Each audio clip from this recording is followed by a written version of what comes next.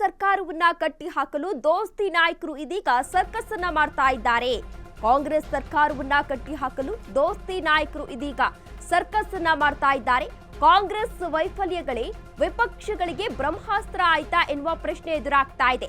ಮುಂದಿನ ಚುನಾವಣೆಗಾಗಿ ಮೈತ್ರಿ ಪಡೆ ಅಂದ್ರೆ ಬಿಜೆಪಿ ನಾಯಕರು ಇದೀಗ ಸಜ್ಜು ಮಾಡ್ತಾ ಇದ್ದಾರೆ. ಇನ್ನು ಅನುದಾನ ಕೊರತೆ, ಗ್ಯಾರಂಟಿ ಅನುಷ್ಠಾನ ವಿಫಲ ಇಲ್ಲಿ ವ್ಯಕ್ತವಾಗ್ತಾ ಇದೆ. ಭ್ರಷ್ಟಾಚಾರ ಆರೋಪ, ಪಕ್ಷದ ಅಸಮಾಧಾನವೇ ಇವರಿಗೆ ಇದೀಗ ಅಸ್ತ್ರವಾಗಿ ಪರಿಣಮಿಸ್ತಾ ಇದೆ. ಕಾಂಗ್ರೆಸ್ ಸರ್ಕಾರದ ವಿರುದ್ಧ ಹೋರಾಡಲು ಮೈತ್ರಿ ಪಡೆ ಇದೀಗ ಪ್ಲಾನ್ ಅನ್ನ ಮಾಡಿಕೊಳ್ತಾ ಇದೆ. ಕಾಂಗ್ರೆಸ್ ಸರ್ಕಾರದ ವೈಫಲ್ಯಗಳನ್ನ ಬಂಡವಾಳ ಮಾಡಿಕೊಳ್ಳಲು ಕಮಲ ದಳ ನಾಯಕರು ಇದೀಗ ಪ್ಲಾನ್ ಅನ್ನ ಮಾಡಿಕೊಳ್ತಾ ಇದ್ದಾರೆ.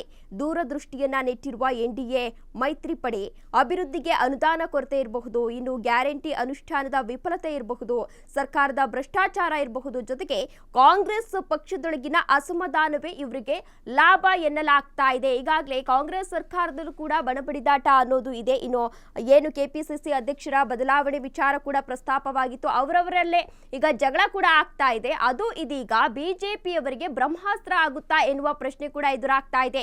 ಇದೇ ವಿಚಾರಕ್ಕೆ ಸಂಬಂಧಪಟ್ಟಂತೆ ಮೊನ್ನೆಯಷ್ಟೇ ಏನು ಬಿಜೆಪಿಯವರು ಅಂದ್ರೆ ಮೈತ್ರಿ ನಾಯಕರಿಂದ ಈಗಾಗಲೇ ಹೋರಾಟವನ್ನ ಕೂಡ ನಡೆಸಲಾಗಿತ್ತು. ಗ್ಯಾರಂಟಿ ಅನುಷ್ಠಾನದ ವಿಚಾರವಾಗಿ ಈಗಾಗಲೇ ಹೋರಾಟವನ್ನ ಕೂಡ ನಡೆಸಿದ್ರು.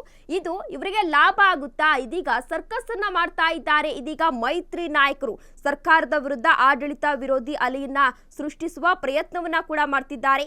ಮುಂದಿನ ಚುನಾವಣೆಗಳಲ್ಲಿ ಅದು ಅವರಿಗೆ ಲಾಭವಾಗಿ ಪರಿಣಮಿಸುತ್ತಾ ಎನ್ನುವ ಪ್ರಶ್ನೆ ಕೂಡ ಎದುರಾಗ್ತಾ ಇದೆ.